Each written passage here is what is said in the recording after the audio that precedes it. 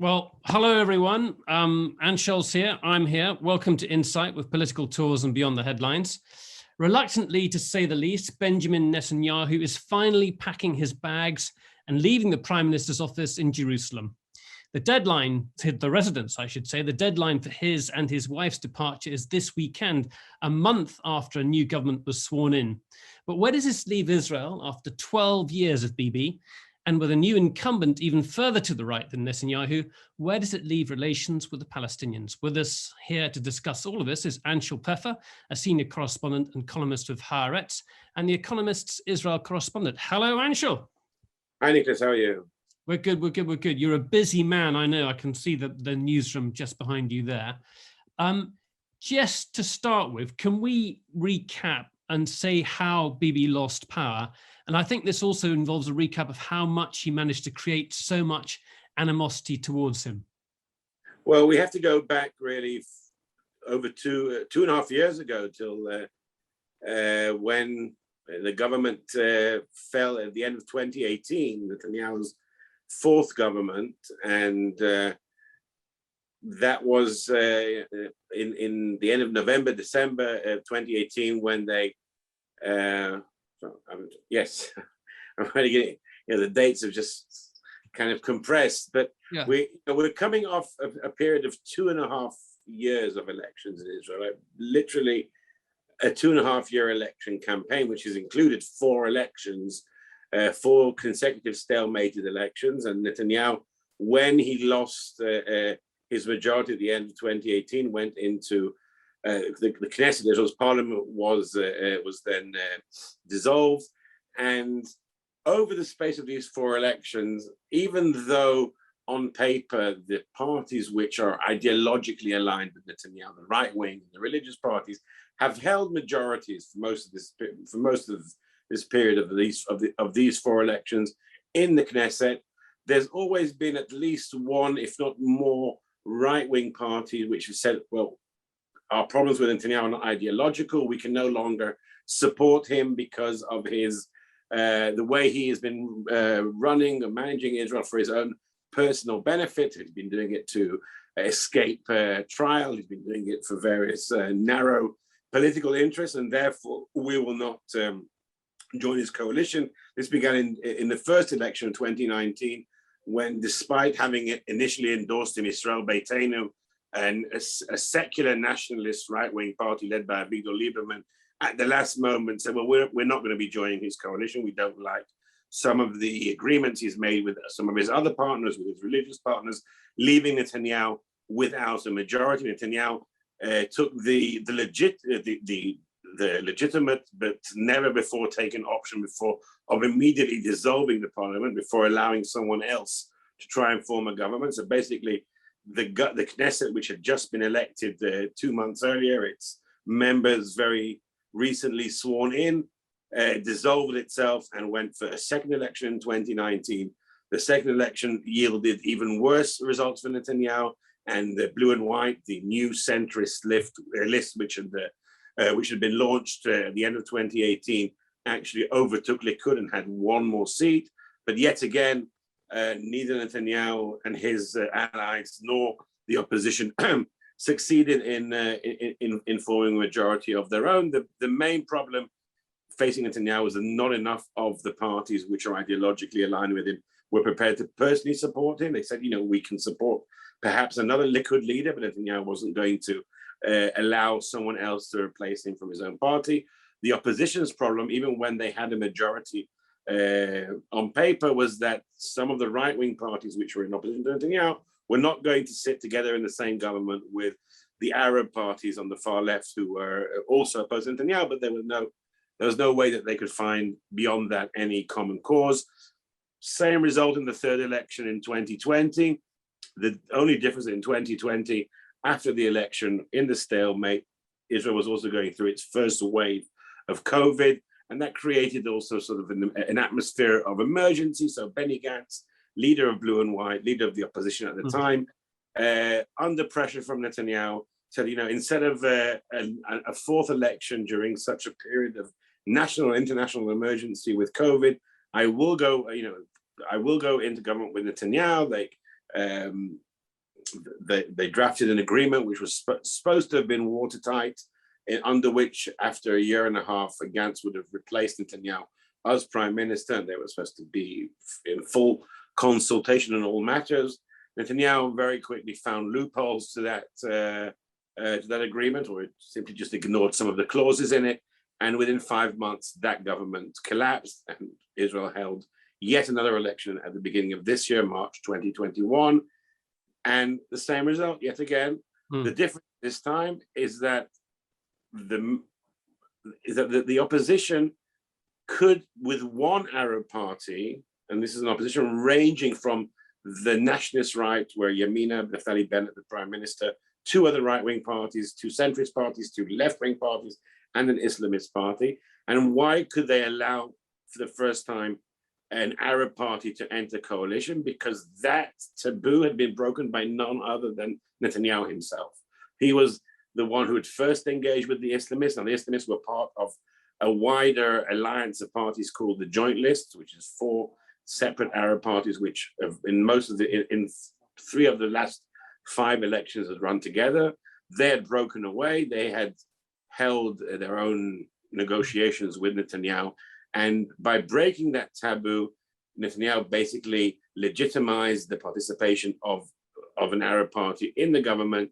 And this, when Netanyahu failed to bring his own coalition together because some of his own far-right allies said, well, we're not going to sit with an Arab party in the same government, that the Islamists, together with the rest of the opposition, 7 out of the 8 parties of the opposition got together with the bare majority, and 3.5 weeks ago sworn in a very bizarre, diverse, cross the spectrum coalition of 7 different parties with very, let's just finally 3.5 so 3.5 weeks ago, Naftali Bennet replaced Netanyahu after 12 consecutive years and 15.5 years in total in power. Right. You as Israelis must have been fed up with going to the polls.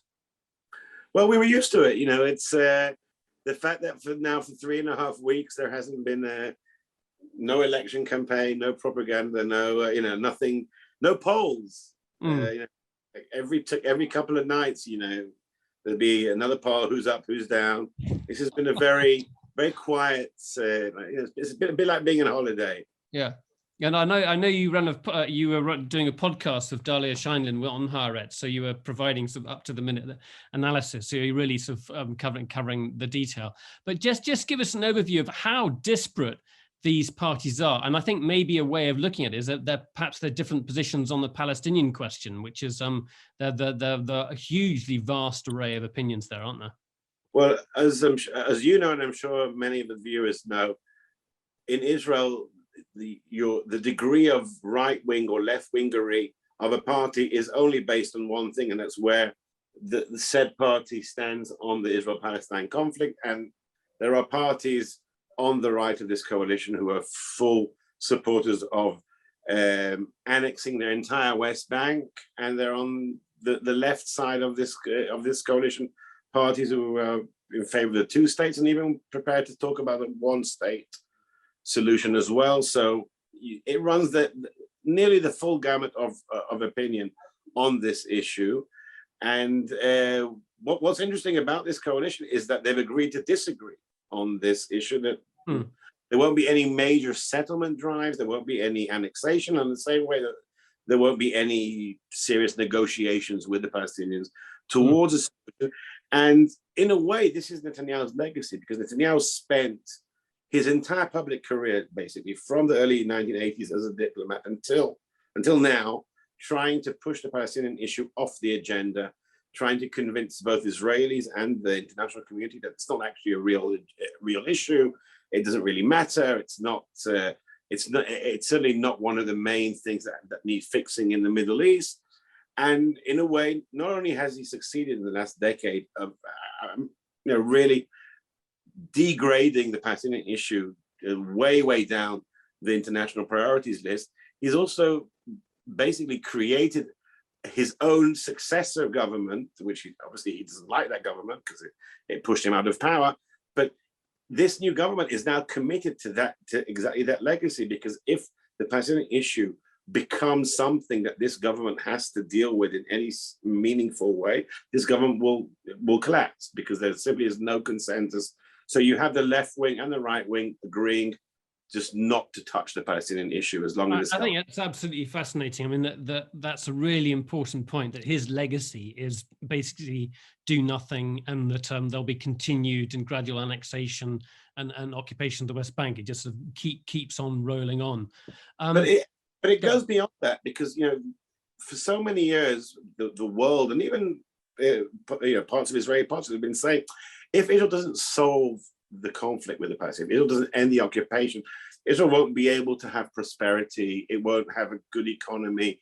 Its citizens won't have a high, Western standard of living. It won't have strong relations with the world, certainly not with the region. And Netanyahu has said all this time, you're wrong. Israel can get everything it wants. And for the last 10 years, Netanyahu has been winning the argument, because Israel has had 10 years of uninterrupted economic growth. Israel's international relations with many countries has improved: Far East, Africa, Latin America. Even now in the last year, at the end of 2020, the Abraham Accords, 4 peace agreements with Arab countries.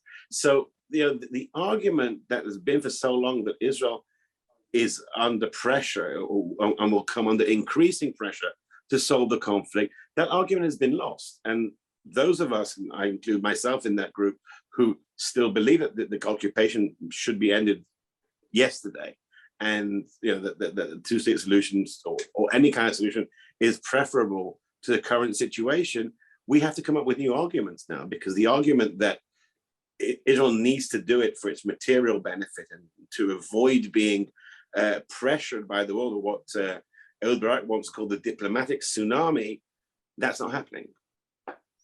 I think that's absolutely fascinating. And I mean, we could, in a moment, I want to talk a bit more about Naftali Bennet, because I think it's important to understand who he is and his background. And in many ways, he comes from a very similar camp to Benjamin Netanyahu. But let's talk about Naftali Bennet in just a moment. But I mean, surely with the huge eruption of protests across Israel and the West Bank in May that prompted then Hamas to get involved, this is the kind of thing that's going to happen again, isn't it? Or is this something that Israel thinks that, well, this is manageable, this is just part of life, and we just have to carry on with things as they are? Well, so far it has been manageable, because yes, there was this wave of protests. There were the clashes both in East Jerusalem, and then the warfare with Gaza for 11 and a half days. And part of that time also some very serious rioting in some other cities and towns, what we call mixed towns of Jews and Arabs around Israel. But it ended. It wasn't like, the Intifada was something which carried on for years, and it was something which was very widespread and popular. Now, what happened in May was very bad, and it paralyzed Israel. Sorry. And you had the death toll in Gaza, and you had Israelis also, being bombarded. But then there was a ceasefire. And after the ceasefire, life just went back to normal. And Israel's had these relatively short outbreaks back in 2014, in 2012, in the 2008, 2009. And so, on average, every 4, 5, 6, 7 years, you have a few weeks at most of this thing. And the world suddenly is looking at the conflict again. And it's the headlines of every international television news and newspapers and everything. And the world is saying, oh, this can't carry on, and this is terrible. And everything has now changed, and the world will no longer be complacent.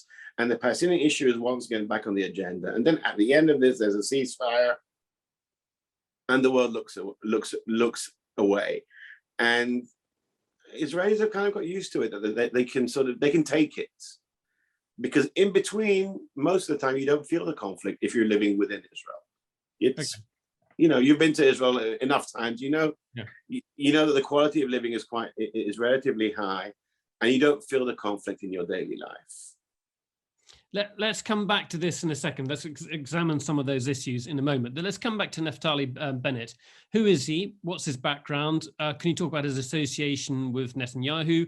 I gather he even named his son after Bibi's famous sort of war hero brother, and also his link with the settlers. So just give us some background on him.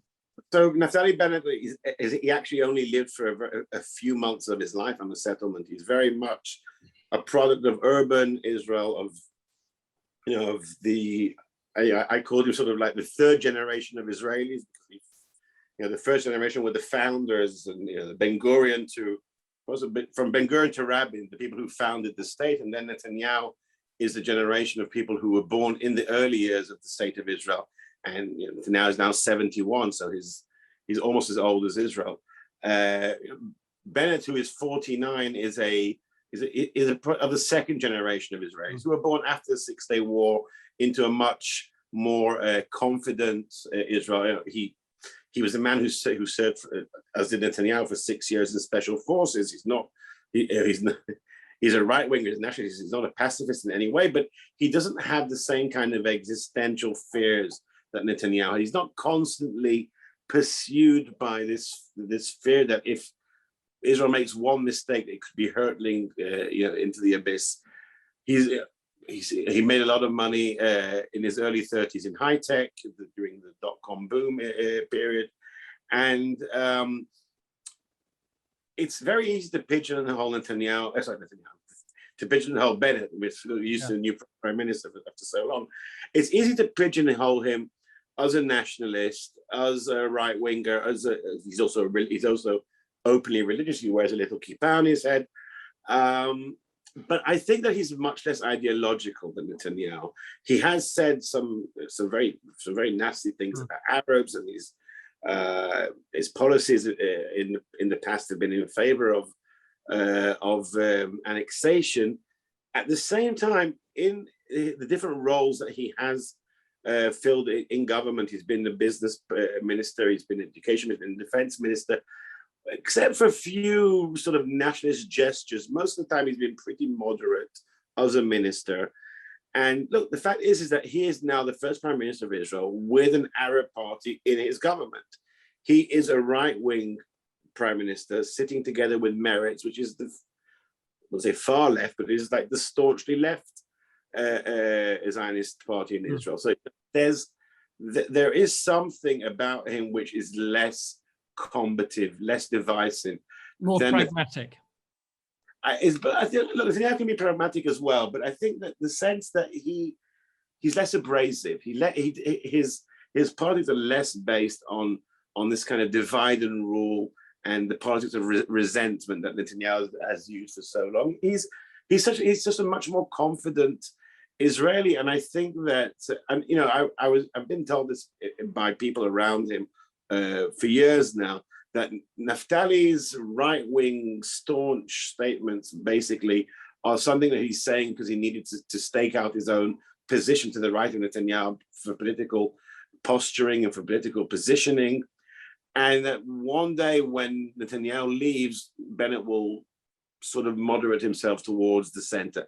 Now, it's too early to say that for certain, but the fact that he's in a government which is not going to annex anything and is not going to launch any big settlement drive is indicative of the fact that he never really was as nationalist as he made himself out to be when he was in opposition to Netanyahu, when he had to stake out that thing. And as you mentioned before, he began his political career as trying to be one of Netanyahu's people. He began as a chief of staff of Netanyahu back in 2006 in the opposition, and he was very much an admirer of Netanyahu. He sort of modeled himself on Netanyahu. As you mentioned, he even called one of his sons after Netanyahu's elder brother, Yoni, who was killed 45 years ago this week in the Entebbe raid. But at some point, Netanyahu decided if he didn't like him, he threw him out of the position he had in his office, and they've been rivals ever since. So that brings us to the question: if we think about that coalition, united in its acknowledged that it's not going to deal with the Palestinian issue. So for want of another expression, the elephant in the room is sort of ignored. How stable is this coalition? It must be particularly unstable. It's unstable. It's inherently unstable because you don't have any joint purpose here except for getting rid of Netanyahu, and they've already achieved that. However, there is one thing keeping this coalition together, and that is that Netanyahu is still there. Netanyahu hasn't gone gently into the night. He is still the leader of the opposition. He's, every day he's making speeches saying this is a temporary government and we'll be back in power very soon. And as long as Netanyahu is there, roaming on the sidelines, I think this government will stay together because none of them want to go back to a Netanyahu period yet again, to a third Netanyahu era. We had one in the 90s and we just ended another one. And I think that as long as he's there, as long as he's reminding them of the kind of politics that he uses, that the kind of discourse that he uses, the way he keeps his own coalitions together and the way he treats his rivals, I think that they will stick together despite all the disagreements because they want to make sure that he's not going to come back into power.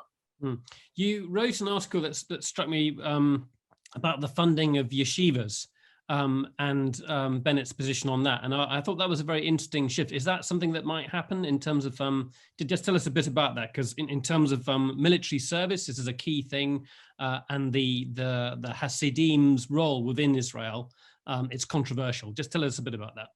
So a very important part of Netanyahu's coalition, as I'm sure most of our viewers know, Israel is a multi-party parliamentary system where a prime minister needs to gather a number of parties together to form a majority coalition. And an integral part of Netanyahu's coalition are the two ultra-Orthodox or strictly religious parties, Shas and United Torah Judaism. One of the things that is very important for them is to keep the independence of their education system and to ensure that their young men who are studying Torah in that education system are not being will not be drafted into the army. Now, this has been for decades a major bone of contention between the ultra-Orthodox community and the rest of Israel, where Likud has sort of supported the ultra-Orthodox because they've been Netanyahu's political allies. And for years, the idea was that if one day there would be a government which doesn't need the support of these ultra-Orthodox parties, then perhaps there would be a way to force the students of these yeshivas to enlist in the army. And I think Bennett and also some of his secular allies in this coalition have realized that this is probably not the best thing to do. The army doesn't need to suddenly bring in tens of thousands of soldiers who have no real knowledge and experience of modern life and suddenly bring them into the army, which is a secular environment. But also, I think that they've realized that the problem for Israeli society is not so much that these young men don't join the army in Israel. There is, most Israelis enlist for national service. The bigger problem is that they're not part of the job market. You have what is about 11 or 12% of the Israeli population, which is not, the people there, the young men and women there at high school age aren't studying general studies, and they're not. And then the men, the women get married very young, and the men go into these yeshivas where they spend the whole day studying Torah. And you have here 11 or 12% of Israeli society, young, intelligent, well-educated, but only educated in religious studies, part of Israel, which is not taking part in the Israeli economy. The Israeli economy is very much a knowledge-based economy. It's the economy with the highest proportion of people employed in high tech anywhere in the world. And the biggest problem facing the tech sector today is a lack of more trained programmers, engineers, etc. You're giving up here on this growing young section of Israeli society. The Israeli economy can't carry on like that. So I think what Bennett and his allies are doing now is they're basically trying to remove the problem of these people not joining, because by not joining the army, they're also in this kind of trap that they have to continue studying Torah to have their exemption from being enlisted. And what Bennett's trying to do, I think, is trying to sort of remove this issue, take bring down the age after which they no longer have to enlist in the army, and say, you know what, don't go to the army, but you don't have to stay in yeshiva for the rest of your life. You can go and study. You can go to university. You can go to college. You can do vocational studies. And at some point, we'd like you to join the economy, to be part of Israeli society. Now, the rabbis are petrified about this happening, because the moment these young men and women, especially, decide to join the workforce, then they don't automatically become secular, but they're no longer within this very closed environment of the Orthodox community. And who knows, the moment, I mean, as we all know, young people go off to university and get jobs. Yeah, their lives. I think it's difficult to underestimate the importance of this point, because I mean, if you haven't been to Israel, if you haven't lived in Israel, I guess you don't really realize how big a part of society they have. And I suppose there would, if this happens over a long period of time, there'll be direct economic and political consequences. Yes, and the whole both social and political and religious basis for this community is that they live in their own neighborhoods, closed away from the rest of the world. They don't have television, they don't have internet. On the rabbi's orders. The moment you go into the workforce, you're connecting to the outside world. The moment you go and study, general studies, not religion, you go and study anything which is not under the control of the rabbi. It's a huge change for Israeli society. And I'd mention also that there's in different ways, another large part of Israeli society, which is the Arab Israeli society, is also not exactly isolated, but it's sort of apart from the Israeli mainstream. So you put those two communities together, the Orthodox Jewish community and the Arab Israeli community. You've got nearly a third of Israeli population, which are not part of the mainstream. And this government, also because it has an Arab party in it, and it's because of a much more diverse government, has the opportunity to bring both these communities further, more into the mainstream, and really there could be this could be the start of a major social change in Israeli society. I think that last point is really interesting. I mean, there's a existential crisis in a way if you look at the Arab or the Palestinian population within Israel, and then, as we've discussed in previous sessions, there's this increasing movement to a demand for Palestinian rights, whether you're in Israel or across the West Bank. And this poses a problem to Jewish identity. So that's the sort of the broader context. Just moving sideways slightly, the Palestinian Authority, Abbas, if you've got an Israeli government that's determined not to deal with the Palestinian issue, he's under increasing pressure from his own populace, who are basically saying, look, what are you doing? You're not going to make any progress. Hasn't been an election here for ages, and what are you doing? How do you serve our interests apart from serving Israel's interests? Well, first of all, he's serving his own interests. He's perpetuating his own Fatah party, their hold over the West Bank. But let's be let's try and be precise when we're talking about who we talk about. We're talking about the Palestinians living in Israel, because we have a territorial unit between the Jordan River and the Mediterranean, but the Palestinians living in that area, around about 6 or 7 million Palestinians, are split between 4 different areas and 4 different jurisdictions. So we mentioned Israel's Arab Israelis or Israel's Palestinian citizens who are Israelis with notionally equal rights. It doesn't always work that way, but they have the vote. They are Israeli citizens.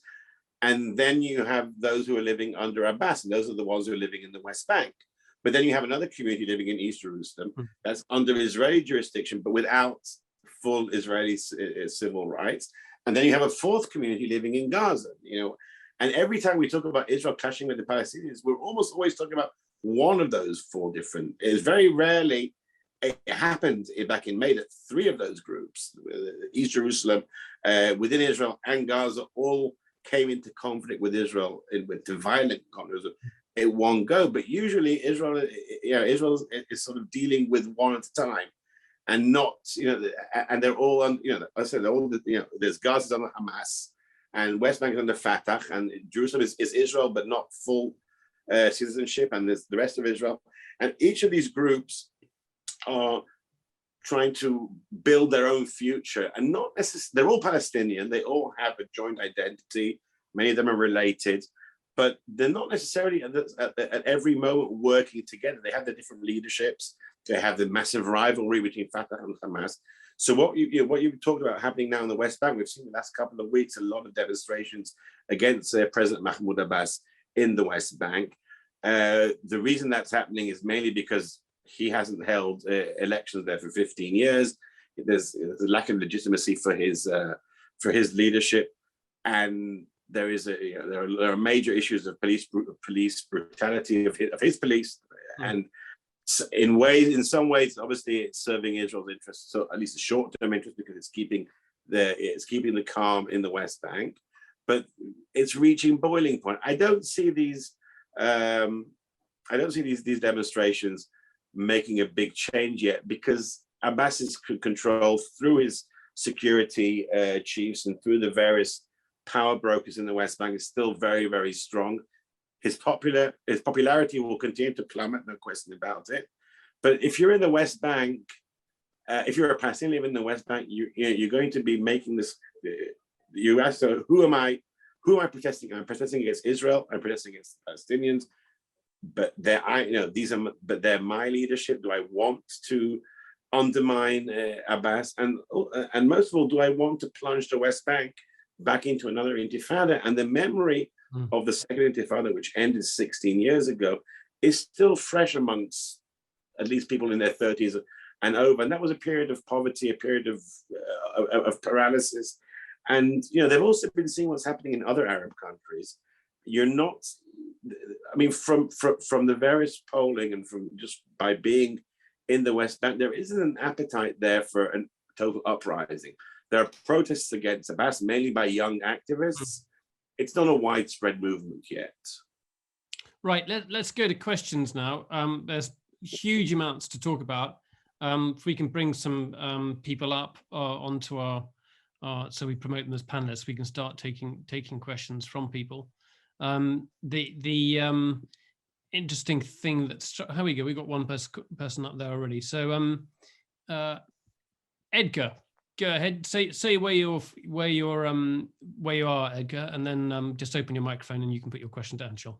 Go ahead, Edgar. Thank you. Shalom. I'm based in London, and my question really is, how do most Israelis view the fact that an Islamist party seems to have joined the coalition?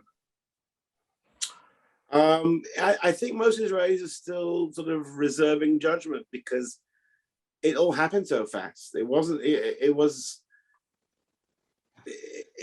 something that didn't seem even feasible just a few weeks ago, and then suddenly you had all these talks between Yair Lapid and Mansour Abbas, leader of Ram, and then Bennett kind of joined in, and then they were signing an agreement. And after so long, in which this was something which didn't seem at all possible, there was a coalition, and I think Israelis are happy.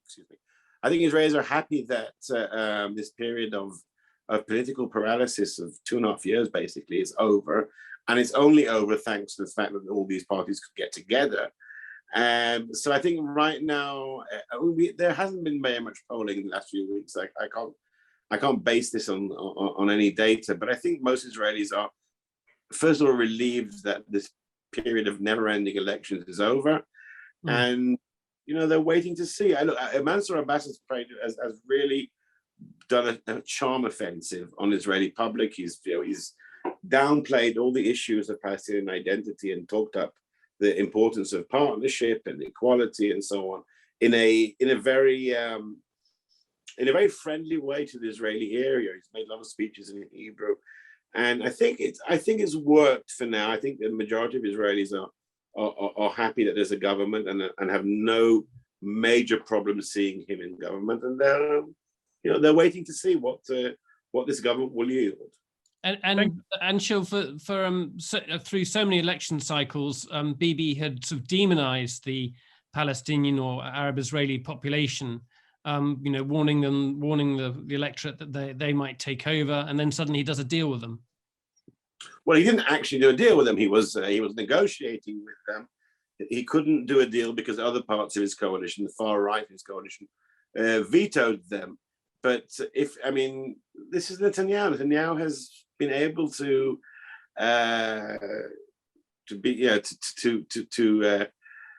flip-flop and change his views and change his positions because he's a master politician. He can always rely on a strong base of his. They trust him, and I think that basically most Israelis are not against having an Arab party in this coalition. So even if part of Netanyahu's coalition was against it, I think that in the broader Israeli public, it's not something which is it's just a taboo. Right, we've got two questions here that are almost identical, so I'll take them back to back. That's Simon, Jackson, and Suji. So go ahead, Simon. If the shadow of Netanyahu's continued presence is the only thing keeping an unstable coalition together, is it too obvious to suggest that he will step back, allow it to collapse, and then graciously allow himself to be persuaded to return? Okay, just do that first, Anshel, and then we'll take Sue's supplementary question. Go ahead, Anshel. That would be a good idea if Netanyahu was capable of taking a break. Netanyahu took a break in 1999 when he lost after his first term, and then Ariel Sharon took over Likud. Everyone thought then that Sharon was too old and discredited to be anything more than a caretaker leader. But then Netanyahu found himself out of office for 10 years. So Netanyahu is probably not going to take the risk of I'll take a step back, let the government fall, and then I'll come back in again. And I think also the government, the people who are now in government, are not going to take that risk either. I think as long as Netanyahu is a viable contender, and that probably means until 2 or 3 years down the road when his court case reaches its crucial stage of whether he's convicted or not, or if maybe he'll take a plea bargain. I think for the next 2 or 3 years, anybody in government will be working on the assumption that Netanyahu is trying to get back in again.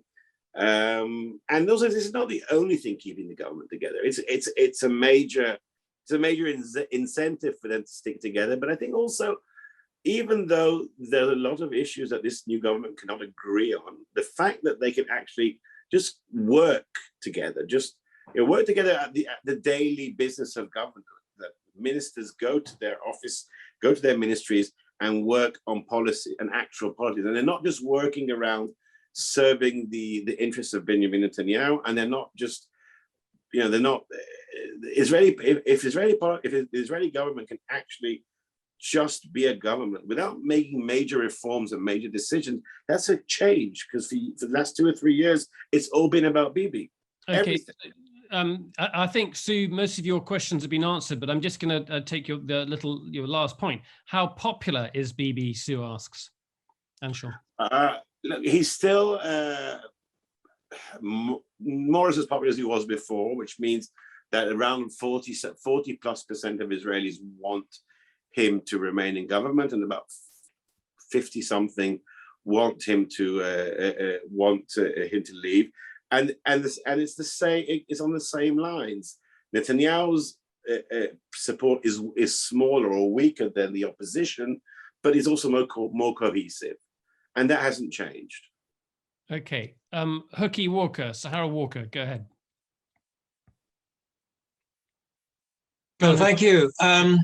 Among the many sad features of the present situation is the awful nature of the Palestinian representation. I just wonder if this present Israeli government is going to leave the Palestinian question to stew for a while, is there any hope that the Palestinians will get their act together and produce something better than the Abbas regime? What does getting their act together mean?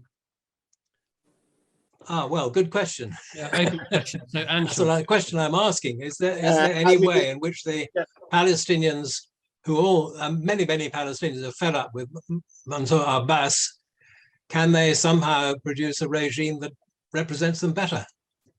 That's a great question. But as I said before, there are now, just within the Palestinian communities between the Jordan and the sea, there are 4 different communities, each with their own leaderships and not very popular leaderships.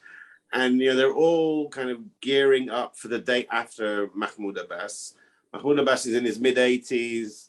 Apparently only recently quit smoking, though there are rumors that he still is.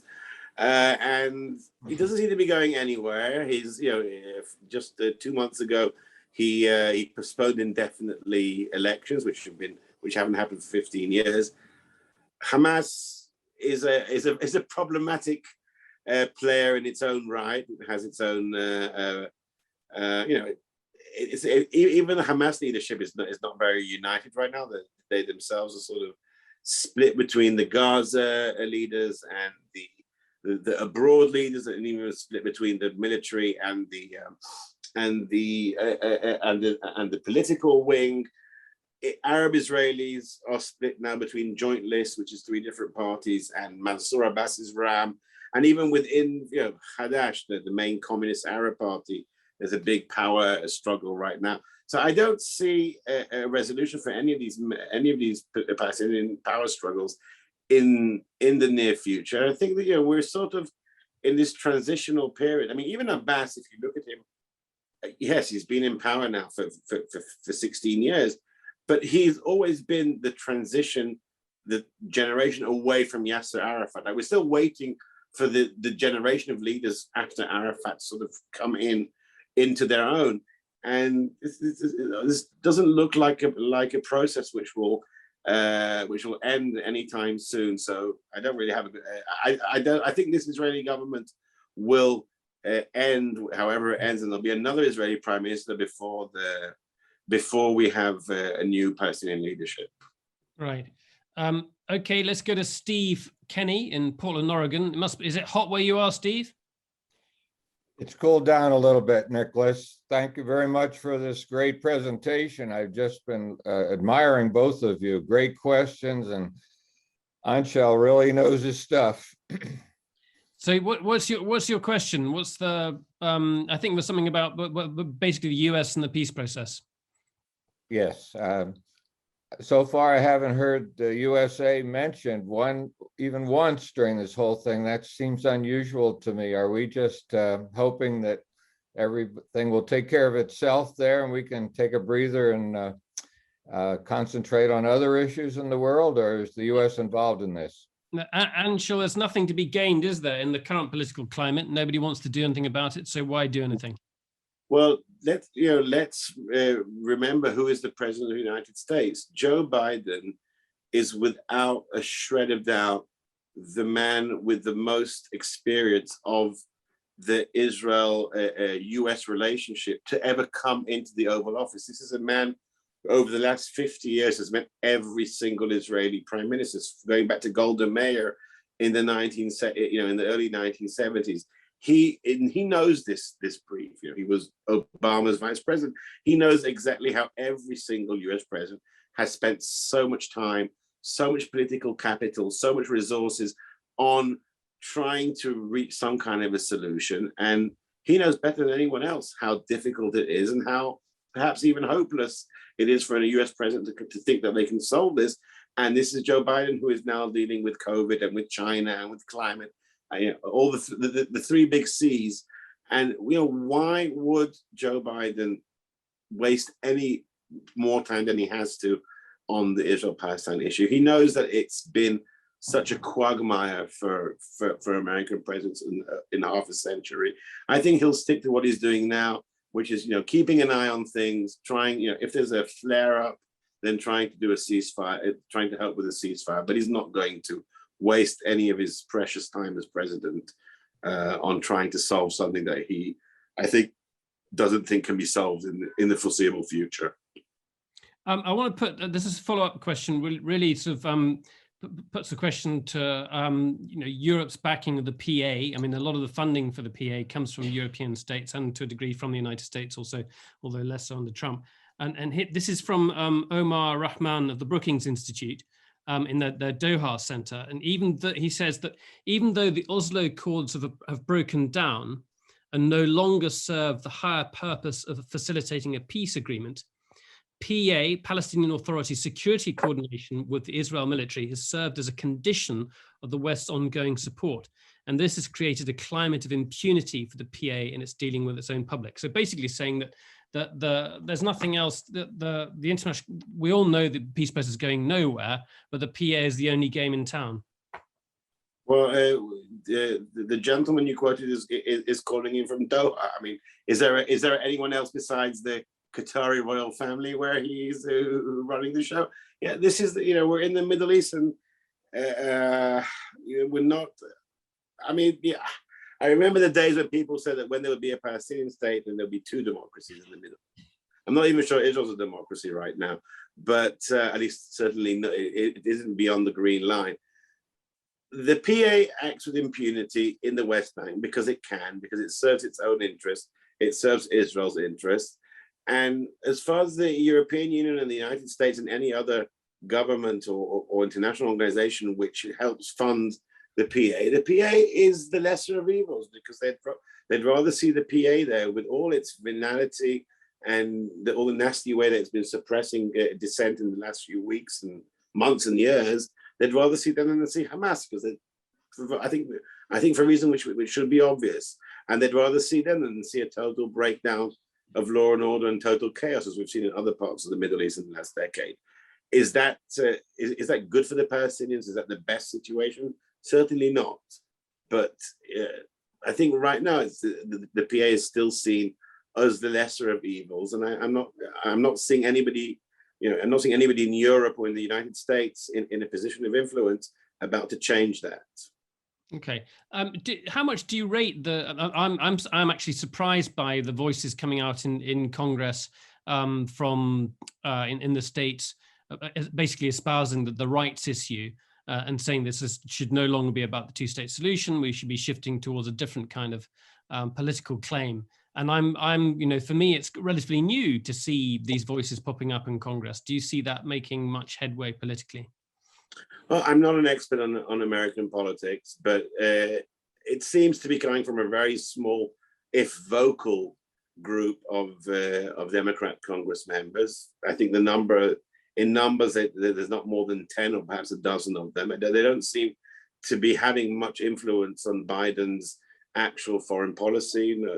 Blinken, the Secretary of State, doesn't seem to be taking them very much into account either.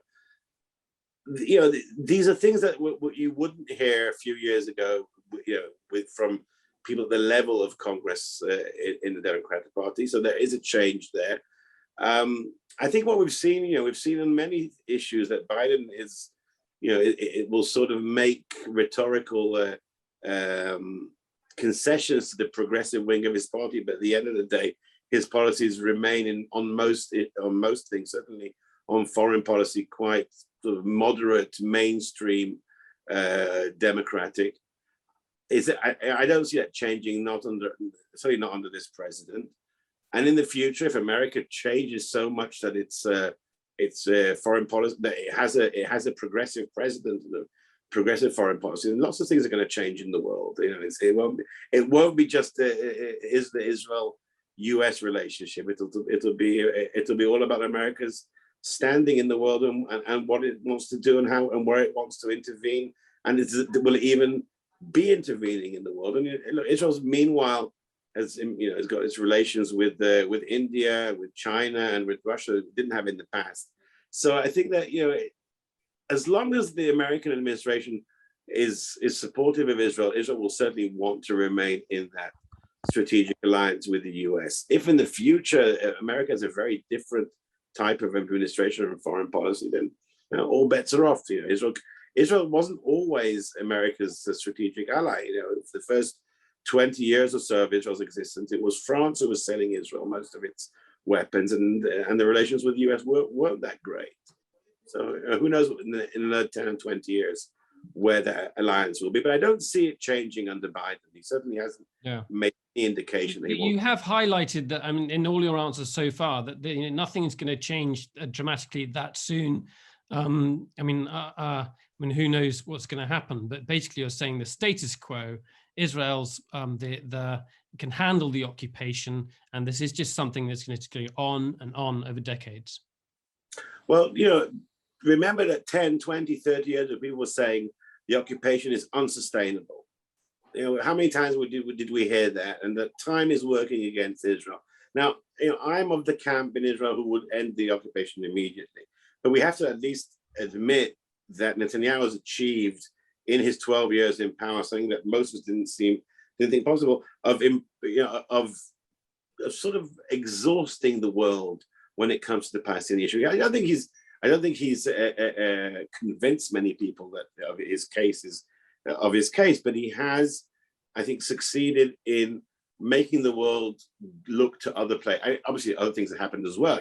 Europe has other priorities, the Middle East has other priorities as well. But he's sort of succeeded in kind of shifting the world's focus to other matters, and other matters do exist. And I find it difficult to come up with a scenario under which the Palestinian-Israeli conflict will suddenly become a huge burning priority for the world again. Certainly not with all the other things which are happening here. But that's just the way things seem to be going. But I could be wrong. Okay. Yuri Vint, you've got a question. We're moving, shifting away slightly from within Israel to Israel's neighbors and borders. Go ahead, Yuri. Anshel, it strikes me that two crises might loom for the government.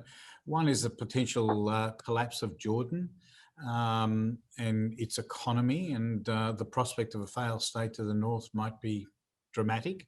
And then there was a recent potential coup in Jordan, which it's alleged Bibi had a hand in, but again point to some potential instability.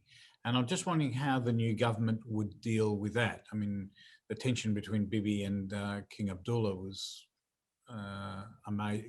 outright, terrible. Whether this new government would behave differently. So you've got some big questions there, Anshel. You've got to... So as regards Jordan, I can tell you, and this is on the basis of conversations I've had with the new government officials and the diplomats who are being directed by them, just in the last couple of weeks, one of the priorities of the Bennett-Lapid government is to improve relations with Jordan. Now, relations with Jordan have always been happening on different levels. It's not going to be a friendly relationship anytime soon. There still is a very strong public opinion in Jordan against Israel. Most Jordanians, as I'm sure you know, are of Palestinian descent or identify as Palestinians. So they're not going to be very friendly towards Israel anytime soon. At the same time, there is a very, very high level of security cooperation between the two armies, the security forces, and so on. And the question is always how much of the strength under, beneath the surface ever comes up above the surface. Netanyahu, didn't have a good relationship with Abdullah. He didn't really mind, there were people, proxies of Netanyahu who would say stuff like, well, Jordan needs us more than we need them, which is actually true in many ways, but it's not the kind of thing you should be saying out in the open if you're someone who's seen as speaking on behalf of the Prime Minister. One thing that's already been agreed by the new government is to double the water quota that Jordan gets from the Sea of Galilee. So it's going to certainly, hopefully alleviate some of the water shortages over the summer in Jordan. This is something that's already come out. So the fact that both governments are talking about this is certainly a sign that they want the relationship to also seem better. So I think we can look to some kind of improvement on the Jordanian front. I'm much more concerned, I think everybody here is much more concerned about the developments in Lebanon, because Lebanon is already a failed state, even though it's keeping up a bit of a facade. It's on the brink of collapse. And the question really is, who can help Lebanon? Will Lebanon become even more of a sort of fiefdom of Iran going forward? And that's a huge concern here in Israel. Though I have to say, we saw the total disintegration of Syria over the last decade and very little impact on Israel. So Israel has been successful in shielding itself from a lot of these things, where a lot of the turmoil in the neighboring countries. Egypt has gone through quite an eventful decade as well. And this is something that also has to be set to Netanyahu's credit. He has shielded Israel from this very turbulent decade, on Israel's borders. But I think the situation with Jordan is improving now, and really most eyes are now on Lebanon. What's going to happen there the next few weeks, and will it have an impact beyond Lebanon's borders? Okay, we've done the US, we've done Australia, I've had questions from the UK, and I think we're going to go to South Africa next. So Paul, you're there, Paul Davis. Go ahead, Paul. I don't know if you can hear me. Yeah, I can hear you clearly, yeah. Thank you. It's been a very interesting discussion and very interesting questions and answers. Thank you very much. I just feel a bit more positive about the coalition, which I think represents a large swathe of Israeli society across many borders of its society. And I see this as perhaps the beginning of something quite different occurring in Israel, instead of repetition of the old things and the old divisions. Do you think that's a possibility? I know. I agree. I think that's a very valid observation. I'm a journalist, working for a rather kind of cynical and critical newspaper. So we don't, the fact that we're pleased that Netanyahu's been replaced doesn't mean that we're immediately swooning in love with this new government. But I do think that you're right. I think that the fact that such a diverse group of Israeli political parties representing, large swathes of Israeli society, which don't usually get together politically, the fact that they are now together 3.5 weeks, it's not a long time, but it's still on the road. I think that is an encouraging development, and I hope this government will last more than just a few months, because it's what Israel does need, a period in which different political parties can prove that they can work together, with this level of Anshel, what would be the key questions that the coalition could address? What's within there? I mean, COVID's obviously an ongoing thing, but what else? And there's been marked success with that. But, we spoke before about the issue of integrating both ultra-Orthodox Jews and Arab Israelis, better into society, into the workforce. So these are really huge things. If we weren't so focused as we need to be on these regional issues and the conflict with the Palestinians, these questions of the future of Israeli society are huge questions for Israel. And I think this is a government which can do a lot on that, because of the way, as Paul said, as the way this government is made up of different views, and sort of kind of moving away from the divisiveness of the Israeli, of the Netanyahu era. And it's not necessarily big issues. I mean, this is a big issue, which I just don't talk about now.